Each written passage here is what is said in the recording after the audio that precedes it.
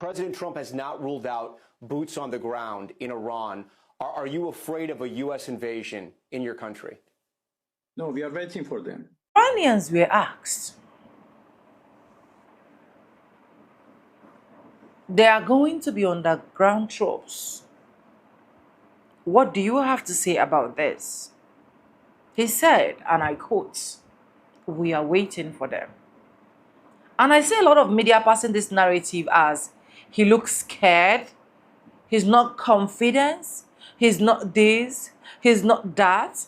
But that is not actually what I see with people that talk like this. Remember, the quiet ones are the most dangerous ones. Right?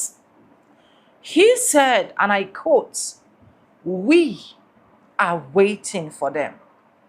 So that alone should send out signals that some of this, or most of these battles that were created were literally not coming from their angle. And now I see reasons why a lot of countries are urging the orange man to just back off and let these people just go their way. They asked him again, and he confirmed that we are not ready to attack, but we are waiting. We are prepared. Because why? We already knew that we have enemies. That if we don't get prepared, if we don't get ready, a lot of things is going to happen. And at the end of the day, we are going to be on the lost paths. I don't know what you guys see. Let me know in the comment section if you're watching this. But I see a man that is confident. I see a man that is well prepared. I see a man that has literally made his decisions and they choose to just stay calm to watch and see where the strikes are coming from. Remember, if these Iranians can literally trick the US, Israel people to attack a 3D jet on the floor, I don't know what else we should be expecting. But welcome back to the channel.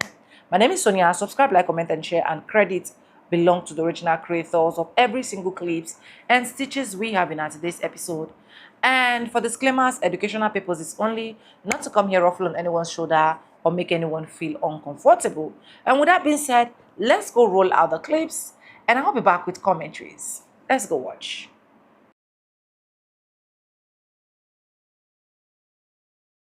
President Trump has not ruled out boots on the ground in Iran. Are you afraid of a U.S. invasion in your country? No, we are waiting for them. You are waiting for the U.S. military to invade the ground troops? Yes, because we are confident that we can confront them, and that would be a big disaster for them.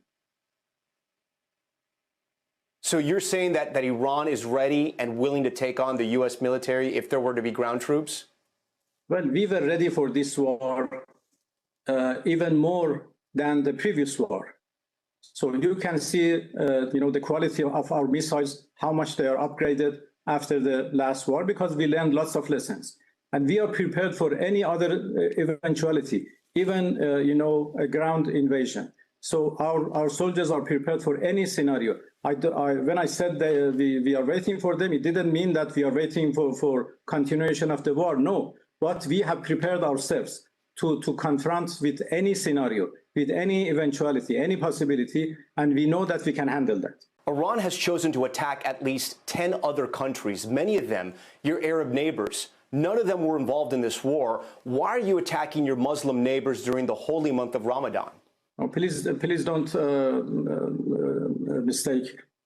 We have not attacked our neighbors. We have not attacked Muslim countries. We have attacked Americans' targets and Americans' bases, Americans' installations, which are unfortunately located in the soils of our neighbors. So we have made it clear for them.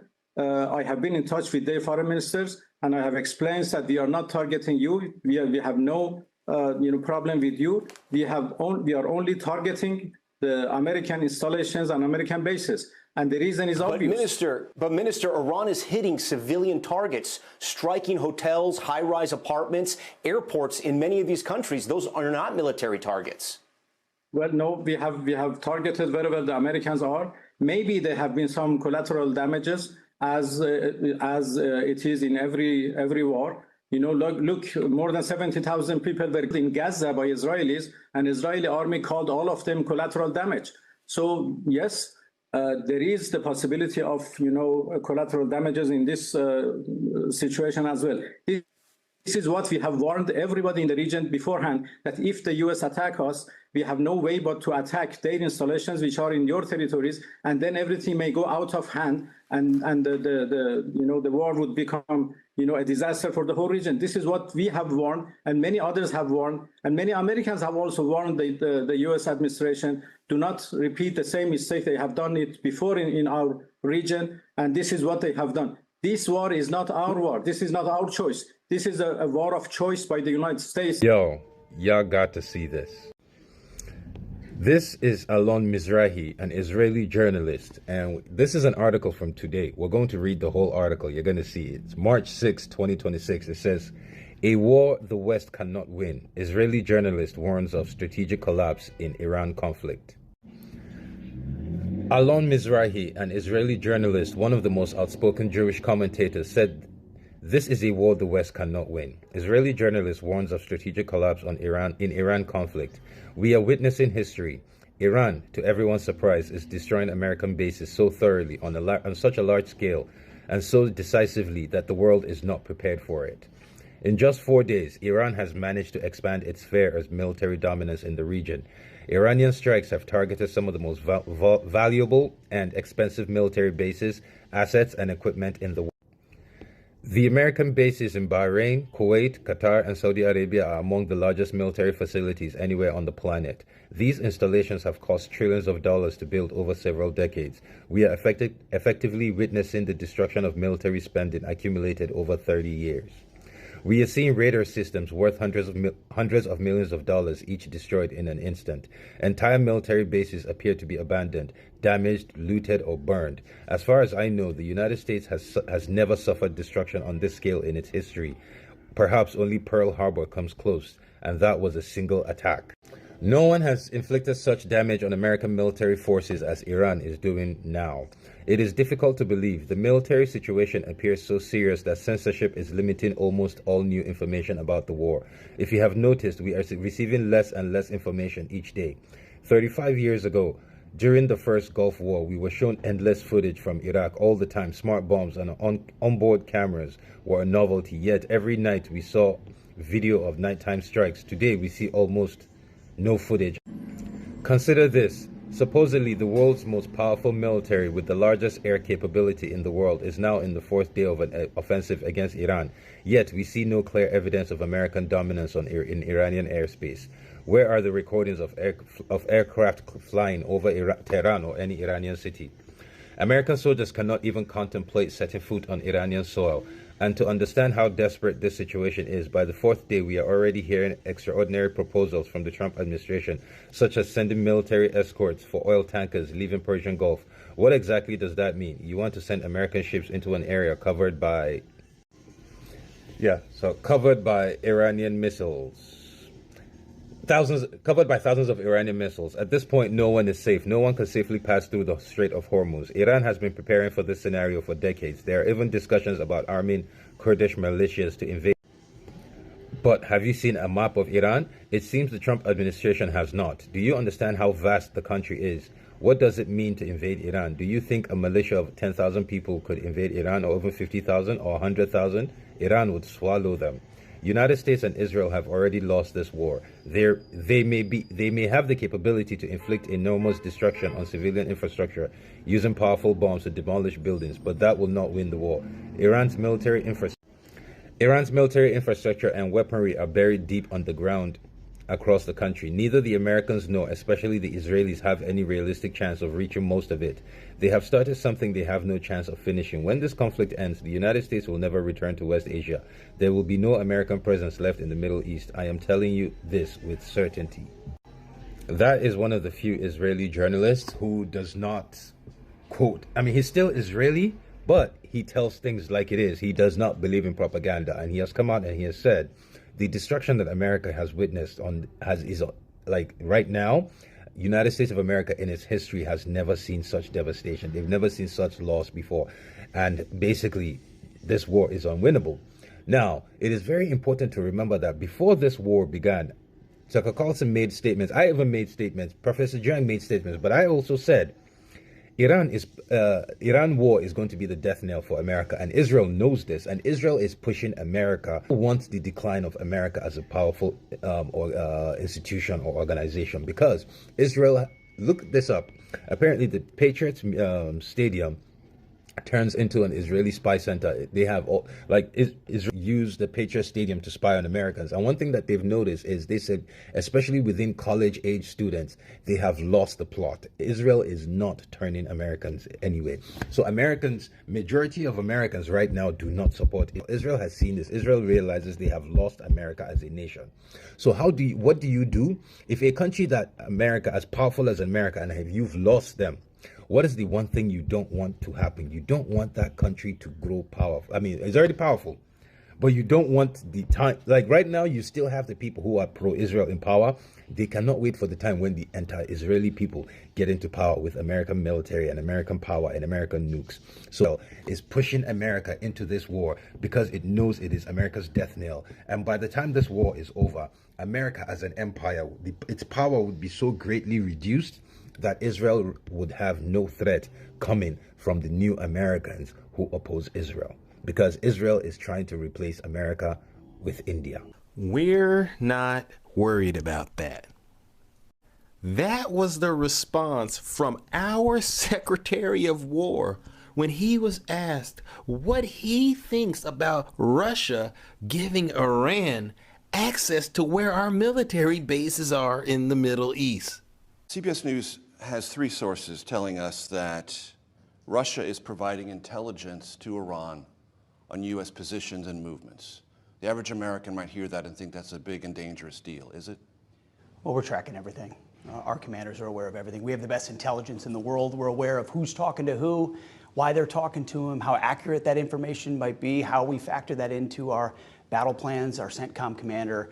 So we know what's going on, and the president has an incredible knack at knowing how to mitigate those risks. And so the American people can rest assured their commander-in-chief is well aware of who's talking to who, and anything that shouldn't be happening, whether it's in public or back-channeled, is being confronted, and confronted strongly. The American people can therefore expect conversations with the Russians to stop this? Well, President Trump, as people have seen, has a unique relationship with a lot of world leaders, where he can get things done that other presidents, certainly Joe Biden, never could have.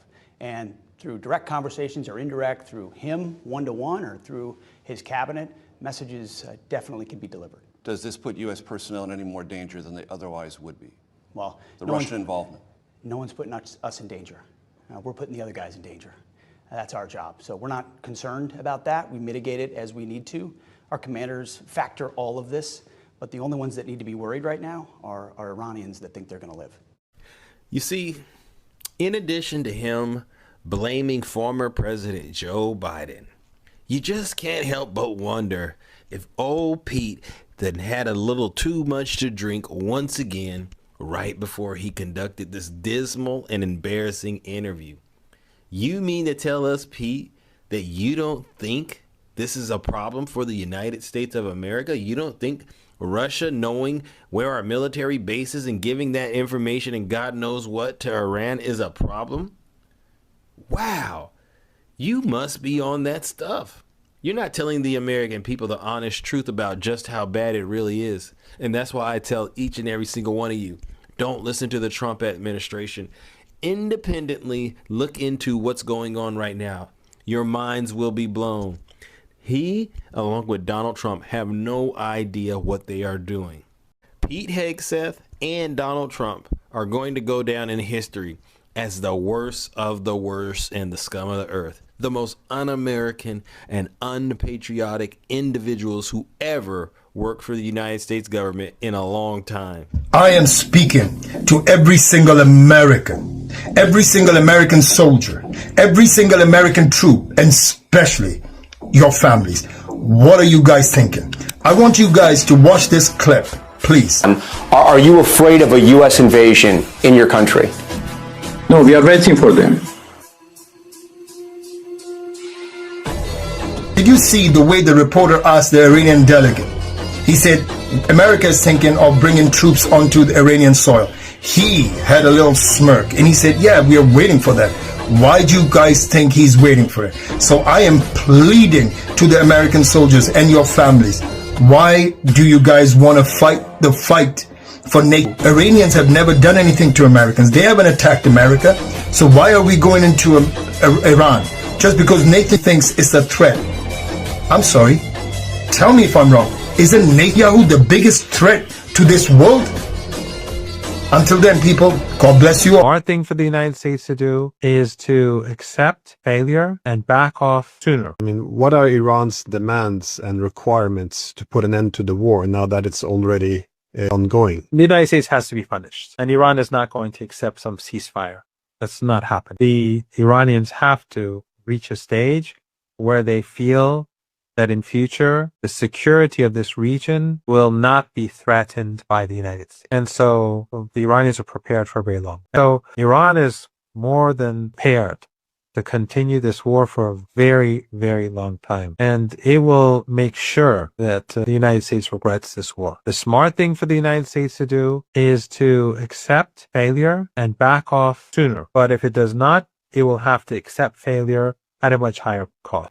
Israel does strike Iran. It has a far more sophisticated and powerful military capacity. And if America was to defend it against any further retaliation, then Iran would get wiped away, wouldn't it? I mean, you can't possibly compete with the combined military firepower of countries like Israel and America. That's your wishful thinking. Pierce, let me give you a word of advice. Your media outlets, regardless of whether Russia or Ukraine is good or bad, that is another issue. Your media outlets in the West have been misleading the people for 2 years now, saying Ukraine is winning, Ukraine is winning. Suddenly everyone is saying Ukraine is falling apart. Dishonest narratives and reporting dishonestly to your own people ultimately hurt the people of England and Europe and the United States. And your endless wars based upon this nonsense and this misinformation lead to huge waves of refugees. And then the people of Europe feel overwhelmed by these refugees that you yourself brought upon yourself. This is the face of a very nervous man. He's very nervous. This is the face of a very scared man. He's very scared. They don't know what they're up against. And if they think they've got it solved for, they're wrong. I had a chance to go into the control room, into the Tactical Operations Center, go see these young men and women that are doing this, the dedication that they show at every level, the way they've refined their craft. You know, I'm talking to a young colonel who's iterating on how we target, how we find and fix different aspects of what the Iranians are trying to do. If they don't know what they're up against. And if they think they've got it solved for, they're wrong. The combination of our ingenuity, the skill, the professionalism, the discipline, and then the sheer weight of the capabilities of the U.S. military, what you're going to see may look routine. It may start to be like, oh, another boat. Oh, another launcher. Oh, another drone facility.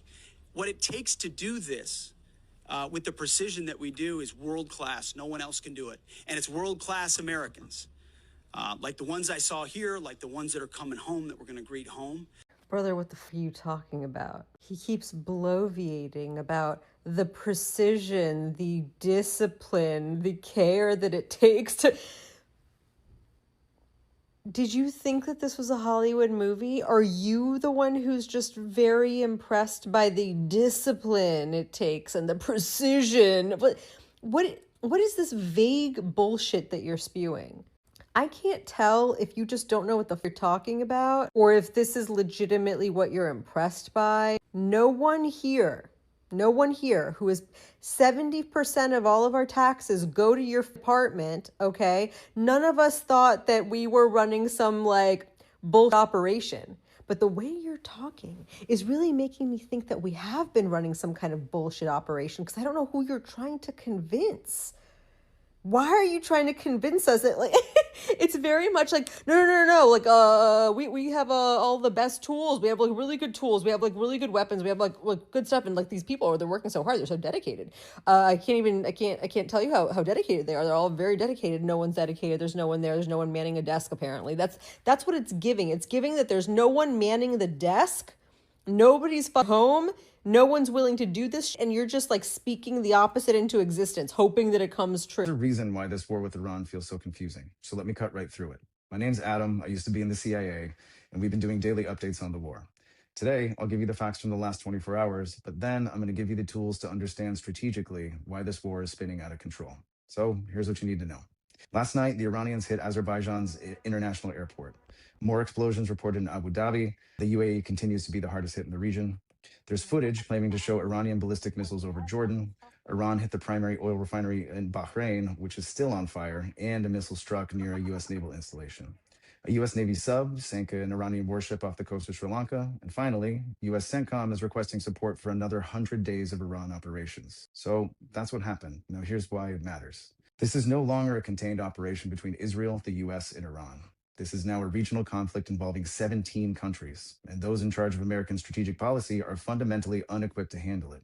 They've also spent the last 15 months undermining our diplomatic readiness and our relationships with global allies, both of which are necessary to prosecute this kind of war. Consider, Trump fired dozens of senior career diplomats. Several strategic posts in the Middle East have been vacant for over a year. He fired more than 1,300 State Department employees, many of whom were Middle East and counterterrorism experts. They dismantled USAID, an agency that should be playing a critical role in navigating the conflict and post-conflict environments. Kash Patel also fired a dozen agents and staff from the FBI's counterintelligence unit specifically tasked with monitoring threats from Iran. I know firsthand that Iran has a very capable intel service that has networks and cells all over the world. We haven't even seen those networks activated yet, but terrorism, sabotage, assassination, it's all on the table. When we stack all of this together, a bigger picture emerges, a picture of incompetence, lack of planning, and an inability to understand, even intellectually, the scale of the crisis they've created. That's why this conflict is spinning out of control, and this is where our alliances will be critical. Right now, the European allies are hesitantly supporting us. The French sent fighter jets, the Dutch sent warships, even the Ukrainians, they're sending drone teams. All of this despite repeated disrespect from the Trump administration over the last year. Because even if our leaders don't understand it, our allies do. They recognize this moment is critical, and they are attempting to protect, stabilize, and de-escalate. On the other hand, Trump, Hegseth, Rubio, Noam, Patel, all of them, they failed in their duty to act in the best interest of the American people. In only 5 short days, they unilaterally committed us to a massive regional war. This dwarfs Iraq or Afghanistan in complexity and in scale. And when we look at who's in command, who's making decisions, and who's working with our allies, we see a team of Fox News hosts, podcasters, Nepo babies, billionaires, and Mar-a-Lago influencers. And in charge of all of them, at the head of the table, is a calloused and diminished president who spent more time with Jeffrey Epstein than he did planning for war with Iran. They miscalculated. They made a mistake they should not have made, yet they committed it. I emphasize again that although we have endured serious strikes, we have also inflicted very serious damage on the enemy. And as long as the conclusion by our state determines this course should continue, it will continue. We are waiting for them. Now, try and spot the difference in the vibe of this clip. They don't know what they're up against. And if they think they've got it solved for, they're wrong. What you're going to see may look routine. It may start to be like, oh, another boat. Oh, another launcher. Oh, another drone facility. What it takes to do this with the precision that we do is world class. No one else can do it. Hegseth is nervous as he's shaking in his boots. He's sober. He put down the bottle for this. Maybe that's why he's shaking. Any whoozle. You know what I need you guys to put in the comments is what you feel is your most trusted news source. Literally every single one of you. Iranian foreign minister said run up, get done up. And when I tell you I watched that NBC News interview and he did not blink or flinch, and that reporter kept trying to allude and ask and try to get him off his square, And that man said, "We ready." Let me tell you something. I know he's not going to be the one on the front line. But if you know anything, you are taught to be wary of the person that is that kind of mild-tempered. He is confident and assured. I want to remind you all that Americans fight for pride. The folks in Iran are going to be fighting for their lives. And that's a totally different distinction. And y'all interrupting them folks' holiest month? I'm sorry, did you say you were waiting on them? President Trump has not ruled out boots on the ground in Iran. Are you afraid of a U.S. invasion in your country? No, we are waiting for them. Like, are you okay? And I guess he's not a numbers guy, because Iran's whole military only has about 960,000 troops. That includes active duty and reserve personnel. You want to know how much we have? Around 2 million. Like, bro, you don't even have half of what we have. You were waiting for the U.S. military to invade, the ground troops? And this was my exact response, because he stunned me as well when he said, "Oh, we're waiting on them." Like, what? Yes, because we are confident that we can confront them, and that would be a big disaster for them. Like, has anybody checked this guy for a concussion after one of those fucking bombs hit Iran? Because you're fucking tripping. He was too stunned to speak. So you're saying that Iran is ready and willing to take on the U.S. military if there were to be ground troops? Like, I've got to stop this interview because absolutely not, they're not fucking ready. What the fuck do you mean? Well, we were ready for this war even more than the previous war. No, you weren't. You weren't ready then. You're not ready now. You're not ever going to be ready. So you can see, the quality of our missiles. Yeah, just like the one that you launched up in the air and it fucking destroyed an all-girls school. So ready. Like, can somebody take this guy's microphone away because he's gonna get y'all fucked up? Are you afraid of a U.S. invasion? That was the question asked to the foreign minister of Iran today on U.S. television. And this is how the Iranian foreign minister responded. Are you afraid of a U.S. invasion in your country? No, we are waiting for them. You were waiting for the U.S. military to invade, the ground troops? Yes, because we are confident that we can confront them, and that would be a big disaster for them. That was an incredibly badass reply and left the American host completely speechless because he can never understand the likes of Arakchi, who's completely comfortable giving their lives away for a higher cause. And to the American soldiers that would invade Iran, I just hope you pack extra underwear. And this is the terrain of Iran, which makes Afghanistan look like a 5-star resort. But he wasn't done yet. He then took to Twitter and posted this. Plan A for a clean, rapid military victory failed, Mr. President. Your plan B will be an even bigger failure, and ended with, Israel first always means America last. When Iran's foreign minister said, "We're waiting for them," in response to hearing that Donald Trump had not ruled out sending in ground troops, soldiers are going to die. There are going to be American soldiers that are going to go over there and not come home. And we don't know why. They can give us reasons, we can speculate, but we truly don't know the real reason why this is even happening. I can only pray that he's saying that he's not ruling out sending in ground troops as a scare tactic. But if he sends them over there, some of them ain't coming back.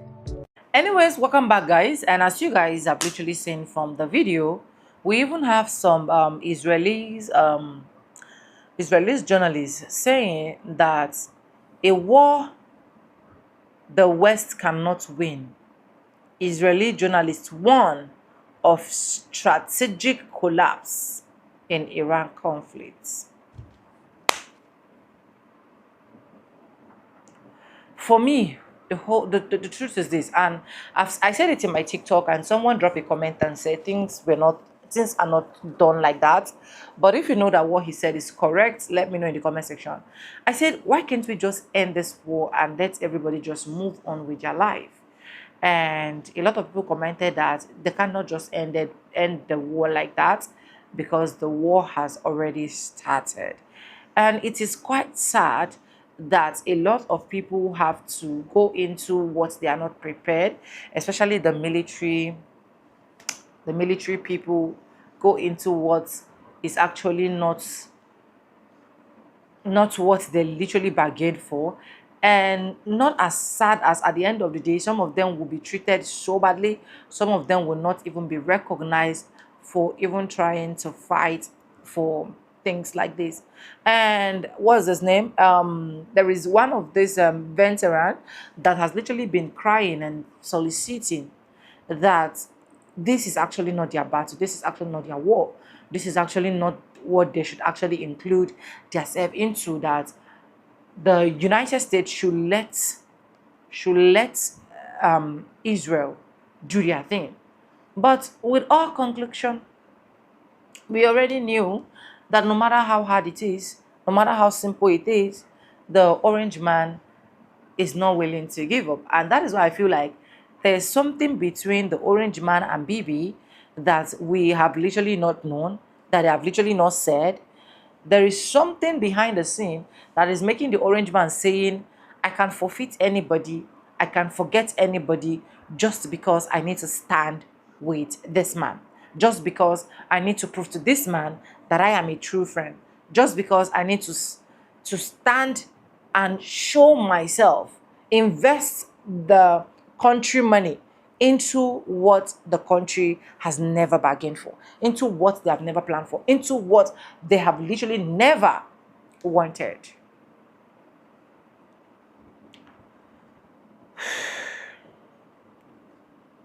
If you're watching this and you are a Black American, or you literally did not vote for this regime, I want to send you a lot of hugs, and I want to tell you that my prayers are with you, and I pray for God's protection. I pray for God to cool off every single thing that is happening.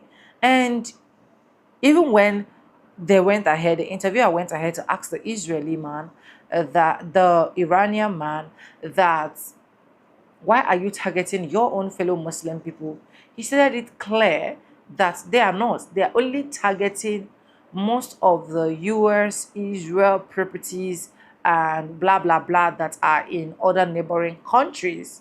Do you get? And with what he's saying, you will feel like there's a bit of remorse. Do you get? There's a pinch of remorse that I don't really need this because of my people. And I think there's a particular video that he actually sent like a condolence and what to some of the people out there, and the orange man said he really do not care, blah blah blah, that as far as they are concerned, the WAR will definitely continue. It's just a whole lot of handful to deal with as at this point. Honestly, my heart really bleed for a lot of people that have literally lost their life during the process of all of this, that we don't even know when it's going to end yet. And yeah,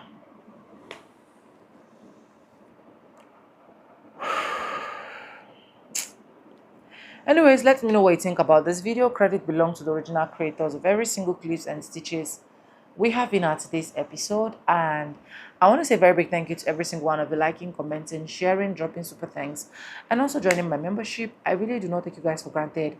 You guys are absolutely the best. Disclaimers: this is just for educational purpose, not to come here ruffle on anyone's shoulder or make anyone feel uncomfortable. Thank you so much for staying stick and hook with me to the end of this video. And yes, guys, with that being said, with no further ado, I do like I always say in my videos, I'm going to be saying bye, and I'll see you guys in my next one. Please be safe wherever you are, and may God guide and lead us through. Bye for now. I love you guys. Mwah.